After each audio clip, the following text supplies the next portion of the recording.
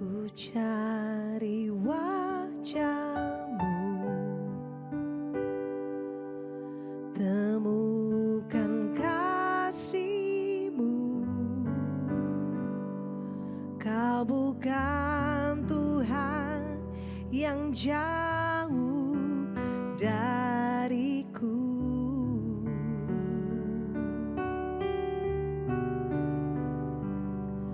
Ku panggil namamu,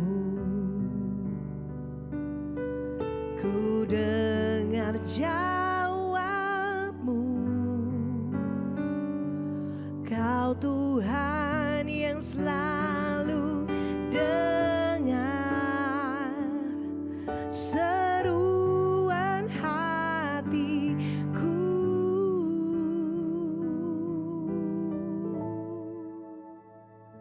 Sungguh indah Kau Tuhan, penuh kasih dan sayang. Kau tempat penghiburan bagi setiap hati yang terluka. Sungguh indah Kau Tuhan,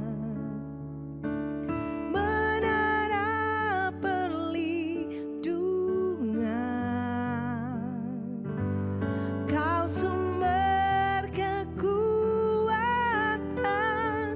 bagi semua orang yang membutuhkan.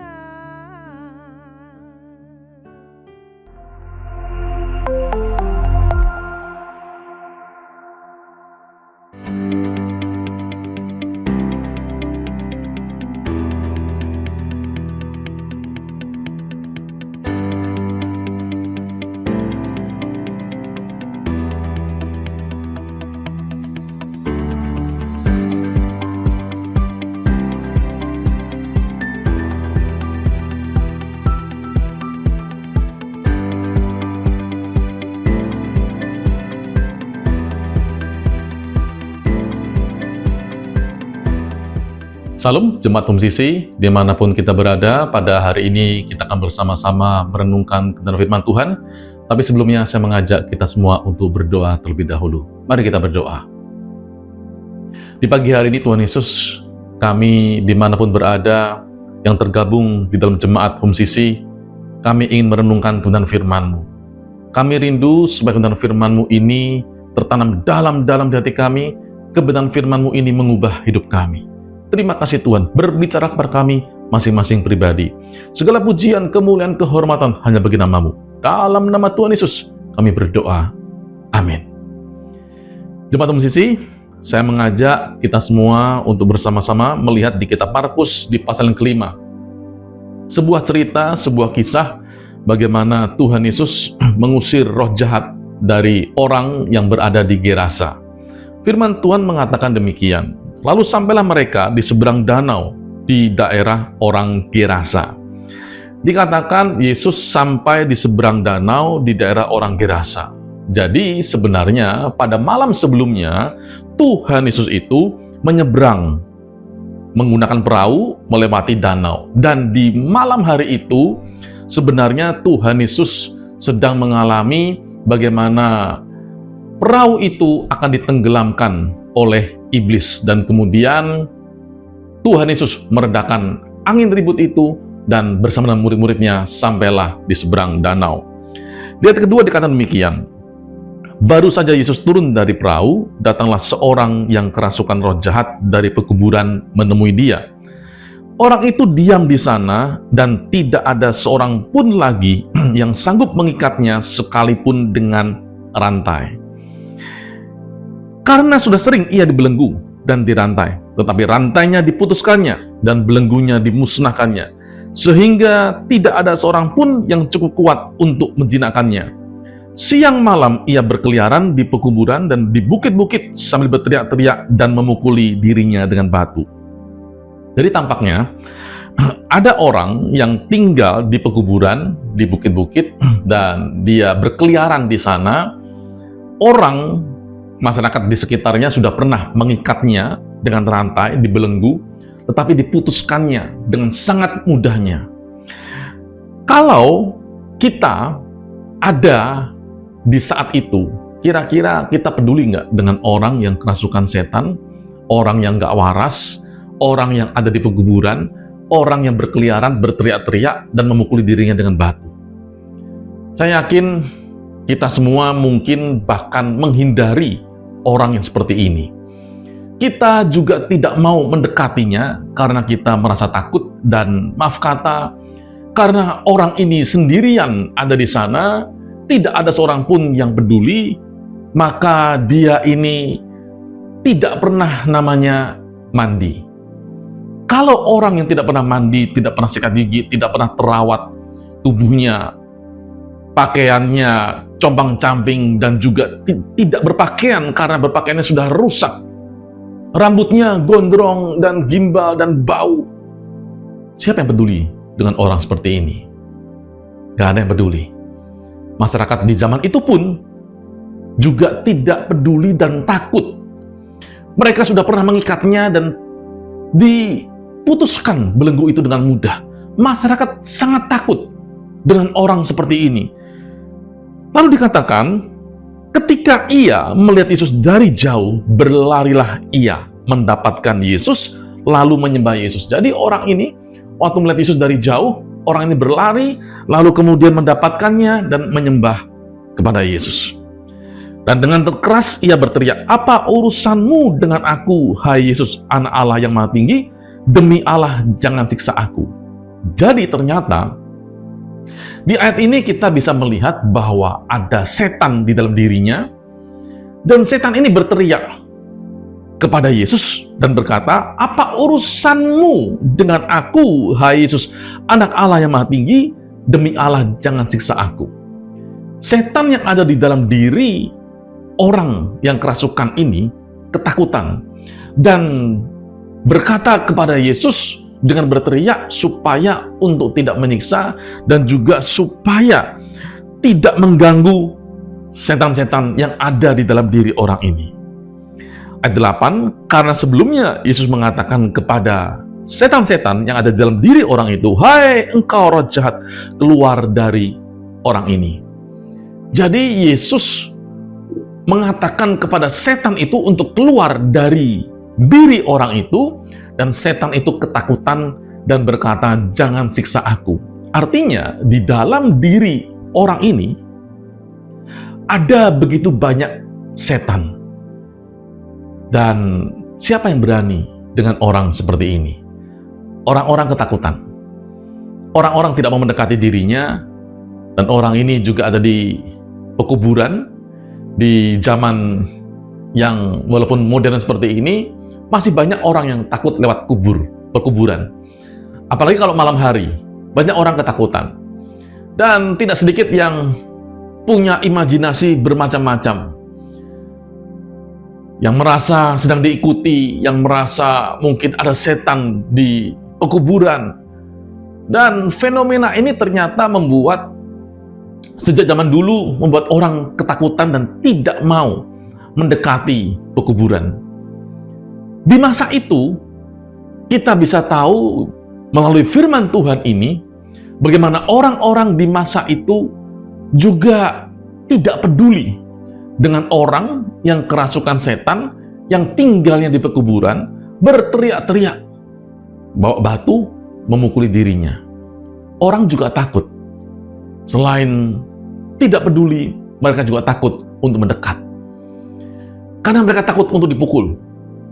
Karena mereka takut untuk dianiaya oleh orang yang kerasukan setan ini.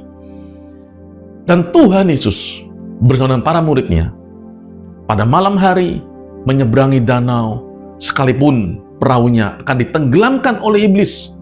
Tetapi kemudian sampailah Yesus ke seberang dan bertemu dengan orang ini. Lalu kemudian dikatakan ayat 9. Kemudian Yesus bertanya kepada orang itu, "Siapa namamu?" Jawabnya, "Namaku Legion, karena kami banyak." Perlu saya memberitahukan bahwa legion itu jumlah pasukan atau jumlah tentara dari Romawi yang jumlahnya itu memang tidak selalu sama. Kadang-kadang ada 1000-an, kadang-kadang 1200, kadang-kadang 1500, jadi jumlahnya tidak selalu sama. Ini bukan nama setan. Legion itu bukan namanya setan, tetapi menunjukkan bahwa kami ini banyak. Itu maksud dari setan itu. Dan setan itu memohon dengan sangat supaya Yesus jangan mengusir roh-roh itu keluar dari daerah itu. Jadi setan itu meminta untuk tidak diusir dari daerah itu. Dalam bahasa Inggrisnya, teritorial itu. Di sini kita bisa melihat bahwa setan itu memang berada dalam teritorial tertentu. Dan setan itu meminta jangan diusir dari teritorialnya dia. Artinya setan ini meminta tetap ada di daerah itu. Keluar dari orang itu, tetapi tetap ada di daerah tersebut. Lalu kemudian, ayat 11 dikatakan, adalah di sana, di lereng bukit sejumlah besar babi sedang mencari makan. Lalu roh-roh itu meminta kepadanya, katanya, suruhlah kami pindah ke dalam babi-babi itu, biarkanlah kami memasukinya. Jadi setan ini meminta supaya masuk ke dalam babi-babi itu. Jemaat Sisi, perlu kita ketahui bahwa ketika kita berhadapan dengan orang yang kerasukan setan ataupun juga yang gila, tidak mudah memang kita ini bisa berinteraksi dengan mereka. Beberapa tahun yang lalu, saya pernah melayani di daerah Palangkaraya, dan daerah Palangkaraya itu yang masuk ke dalam cukup jauh dari kota Palangkaraya. Dan di sana ada yang namanya sebuah rumah dengan yayasan, dan yayasan ini mengambil orang-orang yang gila yang ada di jalan-jalan. Dan ternyata cukup banyak, sekalipun di luar Pulau Jawa, sekalipun di Palangkaraya sudah beberapa tahun yang lalu, sudah cukup lama. Dan di masa itu banyak orang gila, orang stres. Berbagai macam asalnya. Mengapa mereka bisa gila? Ada yang stres karena masalah pekerjaan, rumah tangga, juga karena depresi, karena masalah dia dengan orang tua, dan berbagai macam orang stres dan gila. Pada akhirnya orang-orang ini berkeliaran di jalan-jalan, dan karena sudah stres, depresi, dan gila berkeliaran di jalan-jalan, maka roh jahat akan mudah masuk ke dalam pikiran, ke dalam jiwa orang itu. Dan kalau sudah seperti itu, tidak ada orang yang berani mendekati orang-orang seperti ini. Dan di yayasan ini, saya dan beberapa teman datang ke sana melayani orang-orang gila. Orang-orang yang tidak waras. Di sana pada waktu malam hari pertama. Sampai di sana, tiba sore hari, dan kemudian menjelang malam, kami tidur seperti di barak. Jadi tidurnya dari lantai ada naik sedikit, kira-kira setengah meter papan, dan papan di atas itu ada karpetnya, dan karpet itu kami tidur di karpet itu, karpet yang ala kadarnya, dan kami tidur bersama-sama dengan orang-orang yang tidak waras, orang-orang gila. Zaman sekarang ODGJ kita mengatakannya, orang dengan gangguan jiwa. Dan waktu saya mau tidur dengan teman-teman saya, kami berpencar, yang laki dengan laki, perempuan dengan perempuan. Satu pertanyaan kami, atau paling tidak saya, itu bertanya begini, kalau saya tidur, apakah nanti malam kira-kira ada yang mencekik saya enggak ya? Ada yang mencekik saya enggak ya? Itu yang ada di benak saya. Kenapa? Karena namanya juga orang gila. Orang gila kan melakukan sesuatu tanpa bisa berpikir. Itu yang membuat saya was-was. Dan saya cukup khawatir. Kenapa? Karena malam hari, pada waktu itu, entah sekarang, namanya di luar Pulau Jawa, lebih banyak mati lampunya daripada lampu itu menyala. Jadi malam hari, hampir 1 bulan itu, hampir setiap hari mati lampu. Dan kami menggunakan lampu tempel, atau bahasa Jawanya lampu teplok. Dan karena minyaknya terbatas, maka biasanya tengah malam akan habis dan gelap gulita di dalam barak itu. Itu yang saya khawatirkan. Gimana kalau nanti ada yang mencekek malam-malam? Dan puji Tuhan, nggak ada yang mencekek. Ada satu peristiwa yang cukup membuat saya tergelitik karena membuat saya tetap teringat. Jadi ada 2 orang yang nggak waras. Mereka saling bercerita nih. Saya dengerin tuh ceritanya, walaupun kadang-kadang pakai bahasa daerah mereka, kadang-kadang pakai bahasa Indonesia, begitu campur-campur, tapi saya masih bisa memahami. Tapi ya ada masalah. Masalahnya apa? Yang satu orang gila cerita kepada temannya, satu orang gila lagi cerita lagi kepada temannya. Ceritanya itu saling nggak nyambung. Nggak nyambung sama sekali. Yang satu ngomong A, yang satu ngomong B. Nggak nyambung nih. Saya ngedengerin nih. Kelanjutannya bagaimana? Nah, pada saat cerita itu, tiba-tiba si A tertawa, terbahak-bahak karena mendengar cerita B yang lucu. Padahal nggak nyambung. Si B juga tertawa terbahak-bahak. Ceritanya nggak nyambung. Dua-duanya nggak nyambung. Mereka tertawa terbahak-bahak seolah-olah nyambung. Saya terdiam. Jadi yang gila ini siapa nih? Mereka cerita nggak nyambung tapi bisa ketawa. Saya nggak nyambung dan nggak ketawa. Saya terbingung, terbengong-bengong. Bagaimana kok bisa seperti itu? Nah, itu cerita orang gila. Suatu malam, saya tiba-tiba terbangun nih. Jadi sudah terbiasa dengan orang gila. Dan di barak itu, di ujungnya itu ada WC. Dan barak itu tidak terlalu besar, mungkin ya sekitar 5 kali 15 meter begitu.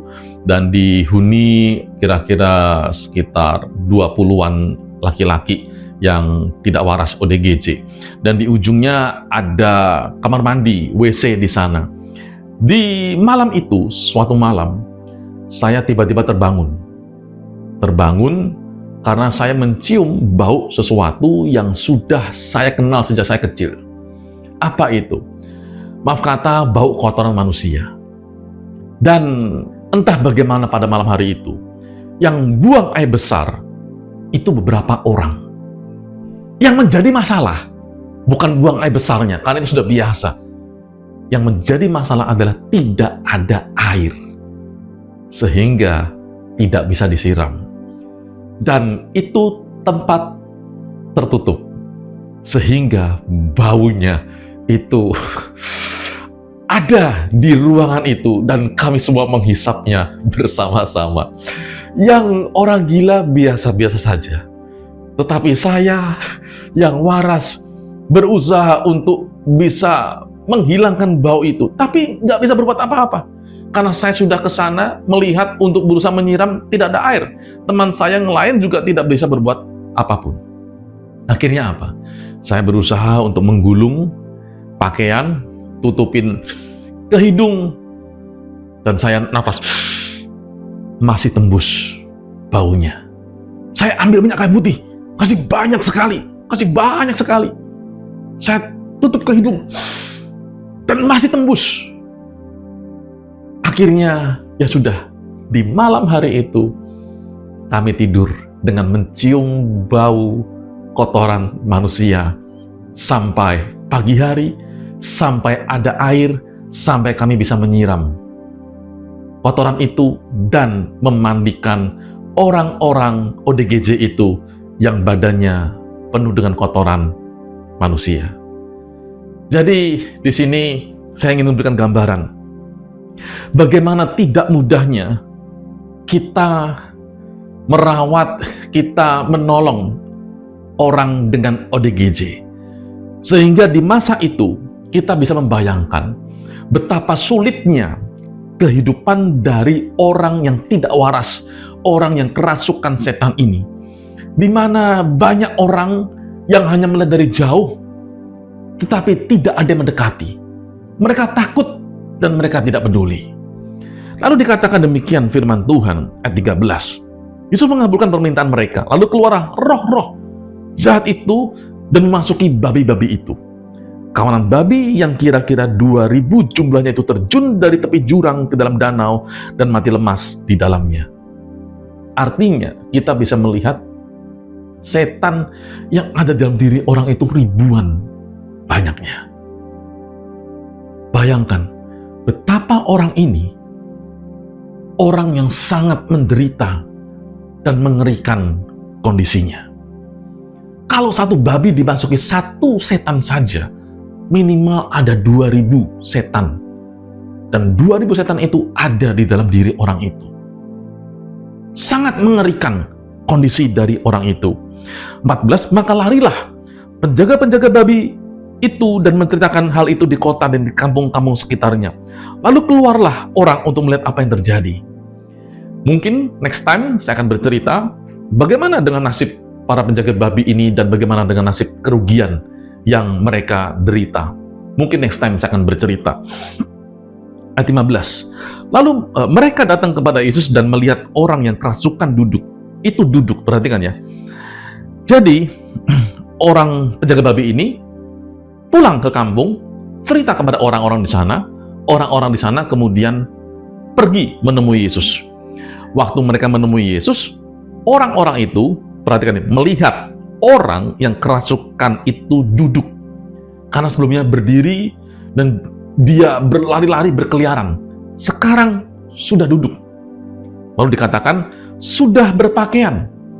Artinya orang ini tadinya tidak berpakaian atau telanjang. Siapa yang peduli? Gak ada yang peduli. Sekarang orang ini sudah berpakaian. Memakai pakaiannya siapa? Memakai pakaian sudah pasti yang menyembuhkan dia. Siapa itu? Tuhan Yesus. Pakaian orang Yahudi tidak seperti kita yang hanya satu lapis, tapi pakaian orang Yahudi itu beberapa lapis, dan paling luar itu jubah yang panjang dari ada tutup kepalanya sampai ke bawah, dan itulah yang diberikan kepada orang yang tidak waras ini. Lalu dikatakan demikian, sudah berpakaian dan sudah waras. Artinya orang ini tadi sebelumnya dia berdiri berkeliaran, telanjang dan ODGJ, gila, tidak waras. Sekarang orang ini sudah duduk, sudah berpakaian dan sudah waras. Lalu dikatakan orang yang tadinya kerasukan legion, kerasukan ribuan setan itu sudah duduk, sudah berpakaian dan sudah waras. Maka takutlah mereka. Orang-orang takut karena melihat ada seorang yang bisa menyembuhkan orang yang kerasukan setan, orang yang gila, orang yang telanjang, yang sebelumnya dirantai, diikat, tetapi rantai itu diputuskannya dengan sangat mudah. Orang-orang di kampung itu ketakutan. Lalu meminta apa? Lalu dikatakan ayat 17, lalu mereka mendesak Yesus supaya Yesus meninggalkan daerah mereka. Pada waktu Yesus naik lagi ke dalam perahu, orang yang tadinya kerasukan setan tentu meminta supaya ia diperkenankan menyertai dia. Coba kita bayangkan ya. Tuhan Yesus sejak malam melewati angin ribut di danau itu, hampir tenggelam, kemudian ditenangkan angin itu sampai ke Gerasa, bertemu dengan orang yang kerasukan setan yang gila itu. Setelah sembuh, Yesus kembali lagi, naik perahu kembali. Artinya, Tuhan Yesus itu datang ke sana secara khusus, spesial untuk orang ini. Jemaat Tuhan sisi, dimanapun berada, Tuhan Yesus pada hari ini juga datang kepada ibu bapak, saudara-saudari sekalian, secara pribadi. Tuhan Yesus datang ke dunia untuk menyelamatkan orang berdosa, dan di antara orang berdosa itu adalah kita. Tuhan Yesus datang kepada kita. Dia mengetuk pintu hati kita. Dia mengetuk hati kita. Tuhan ingin masuk ke dalam hidup kita. Yang menjadi pertanyaan, apakah kita mau membiarkan Tuhan Yesus masuk ke dalam hati kita. Apakah kita mau membiarkan Tuhan Yesus untuk bisa menjamah hati dan hidup kita? Kita punya masalah, tapi masalah kita tidak sebesar yang dihadapi oleh orang gila yang kerasukan setan itu. Dia punya ribuan setan banyaknya di dalam dirinya. Apa masalah kita? Ekonomi, terlilit pinjol. Apa masalah kita? Kesehatan. Apa masalah kita? Keuangan, keluarga, atau yang lainnya. Jemaat Sisi, Tuhan Yesus pada saat ini datang secara khusus kepada ibu bapak, kepada saudara-saudari. Tuhan Yesus datang, ingin masuk ke dalam hati, ke dalam pikiran, supaya kita punya ide. Kalau kita mungkin punya masalah dalam hal ekonomi, biarkan Tuhan Yesus masuk, Roh Kudus masuk, memberikan ide-ide, supaya ide-ide itu yang kita bisa tangkap akan menolong kita untuk bisa melunasi semua hutang-hutang kita, untuk bisa menolong kita, membuat kita bisa survive, bisa hidup.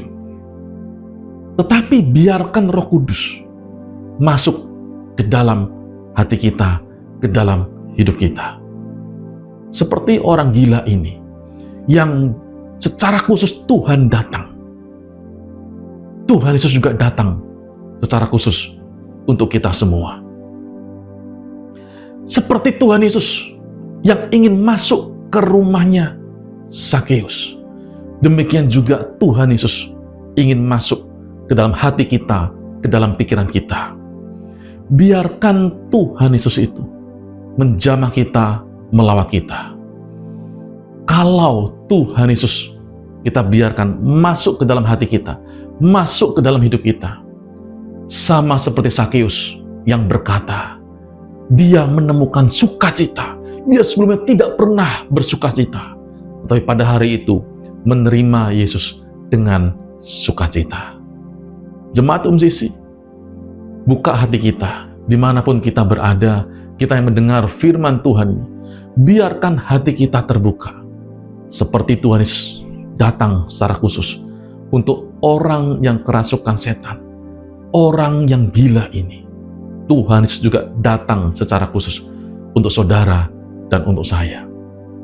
Masalah apapun yang kita hadapi, seberat apapun, kalau kita memikulnya bersama dengan Tuhan Yesus, tidak ada yang berat.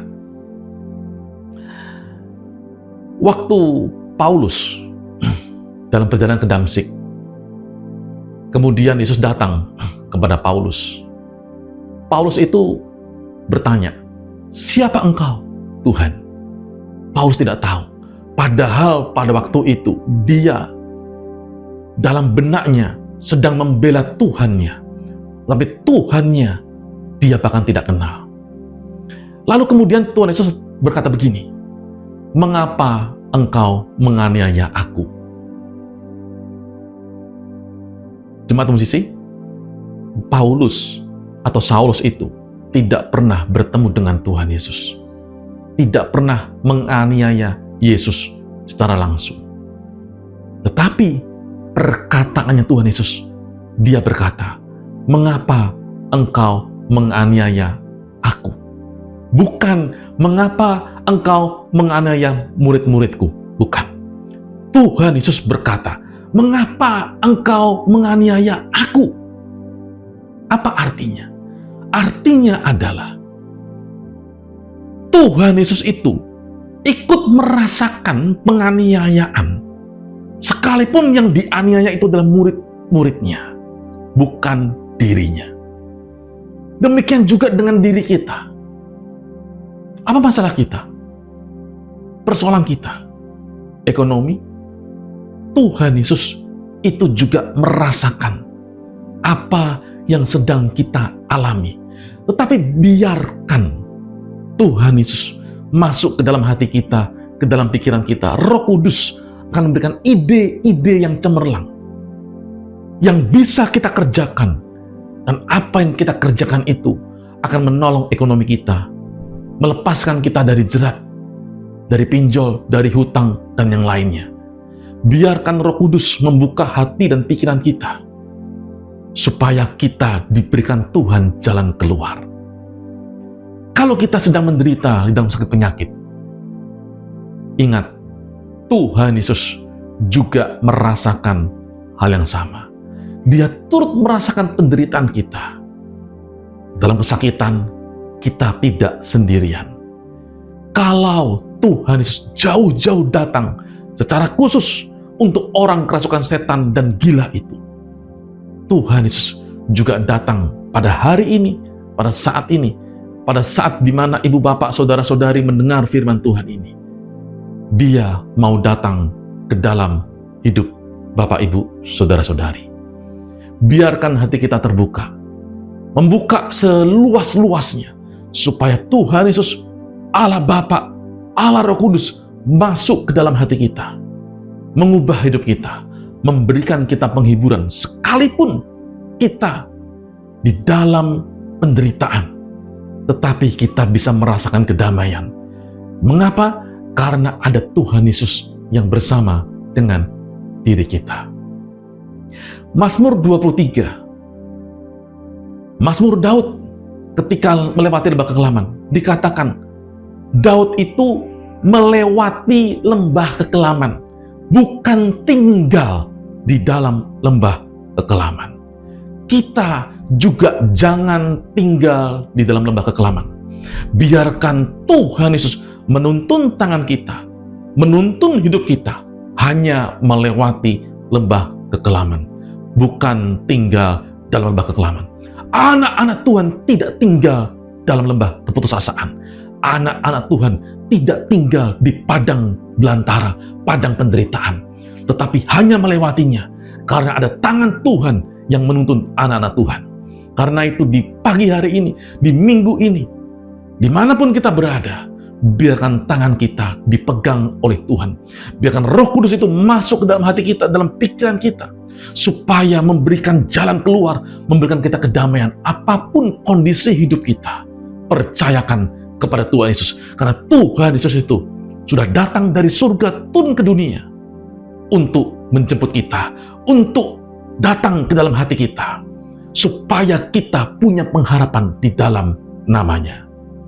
Karena itu, di pagi hari ini, saya mengajak kita semua yang membutuhkan Tuhan Yesus. Kita semua mari datang kepada Dia. Mari kita berdoa. Memberkati Tuhan untuk jemaat Home CC dimanapun berada yang membutuhkan Engkau, membutuhkan uluran tangan Tuhan. Kepada jemaat Home CC, taruh tangan kanan di dada. Saya akan mendoakan dari tempat ini. Tuhan, Engkau melihat tangan-tangan yang diletakkan di dada. Engkau melihat Tuhan persoalan, penderitaan, masalah yang dihadapi oleh jemaat-Mu. Biarlah Engkau datang.